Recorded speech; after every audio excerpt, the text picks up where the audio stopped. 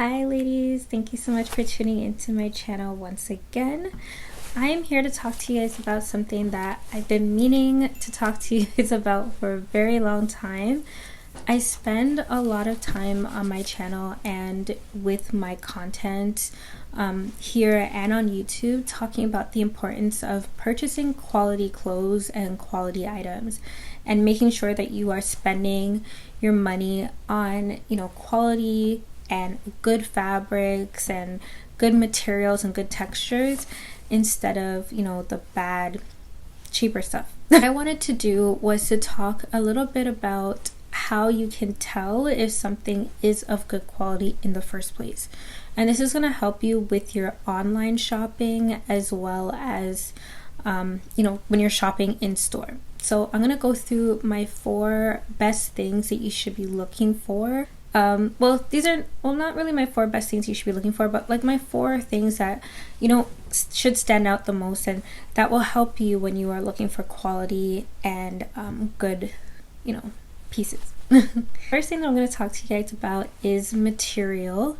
So with material, you want to make sure that you're sticking to fabrics that are good, they're sturdy, they have structure to them, they're not going to tear or rip or even wrinkle too quickly or too easily. You want to make sure that you have or you are finding items that can be easily washed. They won't get destroyed in the washing machine or in the dryer. Things that will be able to iron quicker or fast, well, not even quicker, but easily. A good thing to stay away from is clothes that are see-through but yet not supposed to be see-through, right? So if you're finding that you have a shirt that has too much of a see-through material to it, or it's flimsy and you can see everything, then that may be a shirt that you want to get rid of or stay away from. And I have an example of this. I have a black off-the-shoulder top that I bought it a while ago, but I've had it in my wardrobe and I've been wearing it so much. But I recently just got rid of it in my last closet edit because honestly, it just doesn't look good. It looks very cheap. It looks very worn out. It shows too much of everything, and if like I wear it in a video or a picture or something, I have to like over edit the picture because so many things are showing. It was getting to a point where it would look good in certain lighting and it would look bad in other lighting because things were showing, and I just didn't feel or was looking very flattering in it, so I decided to get rid of it. Even though it was made of like a really soft material and it was of a good color, it was black, it still didn't flatter me well. It also was deteriorating. The sleeves were starting to rip a little bit, like the threading was coming out, and it was looking small. So like when I would wash it, it would shrink, and it was just a mess. So I got rid of it. But you want to stay away from clothes like that material, because then it means that they didn't put enough effort into it and it just was not done with any love or care at all. So stay away from clothes that are see-through, that are flimsy, that shrink. I've noticed that if the fabric is overly stretchy, so that spandex stretchy material, that's also not a really great material that you want to invest money in. Keep those for like t-shirts or 2-piece sets that you wear in the house, not something that you want to wear to like work or a public setting. Color is another thing that you want to pay close attention to. So just like the example I mentioned before with the black top, it still looked good in some cases because it was black. Black is one of those colors that you can't really miss with. Like it's because it's so dark and it's so what's the word I'm looking for? So rich. It's not easily. It's too hard to cheapen something, right? Like it can really upgrade or bring value to a piece because of that color. It's also a very camouflaging color as well, so it doesn't show off too much of the material and it doesn't show any of the issues that the material may have, or any pulls or rigiding or anything that may be on the material or stains or anything like that, because it's so dark and camouflaging. Some other great colors that really bring life to a piece, is what I should say, are rich, bold colors, so like reds and really great hunter greens or forest greens or olive greens. Blues are really great too, and even mustard. I feel like mustard is a really great color as well if you're not looking for like the nudes. And jewel tone colors, so like emerald green, Tiffany green, and a burgundy red, stuff like that. Sometimes an item can be really, really cheap, but if the color is a rich, vibrant color, it can really bring and add value to that piece and make it look a lot more expensive than it probably is. So that's a great tip and something that you can look into and consider when you are shopping and trying to find quality. Okay, so the third thing that I want to talk about is sequins and beading and texture, well, not textures, but sequins and beadings and patterns and stuff like that. So sequins is cool, and I've done a video recently about, you know, the do's and don'ts and what you shouldn't own. And I mentioned that sequins is one of those colors that, or not colors, it's one of those materials that don't look very flattering on every body type, and it also devalues a piece a lot, you guys.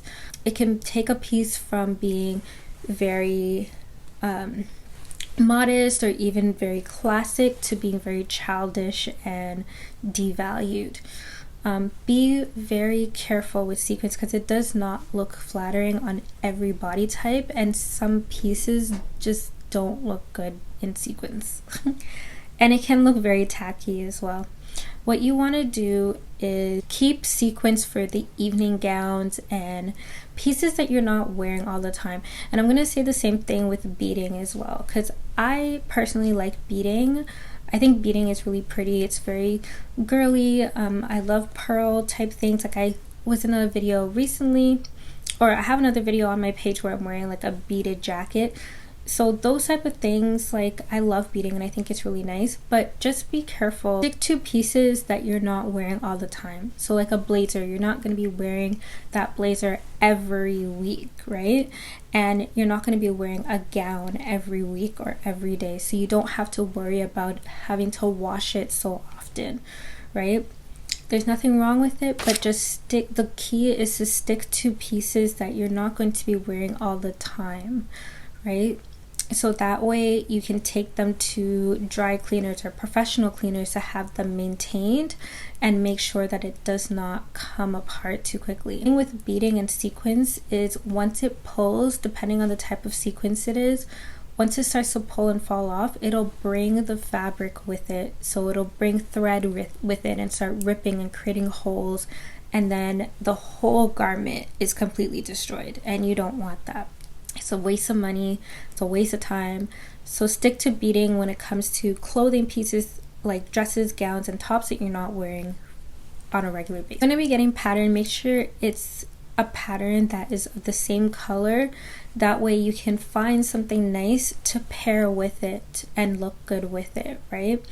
Also, sometimes depending on the pattern, it can bring attention to unwanted areas, so you want to be careful with that. And depending on the garment, so especially if the garment has a lot going on already, patterns can devalue it even more. So if there's ruching in the garment, if there's frills on the garment or stuff like that, and now you add patterns to it, then it's going to make the garment look cheaper than it probably is. So you want to stay away from that. Logos are fine.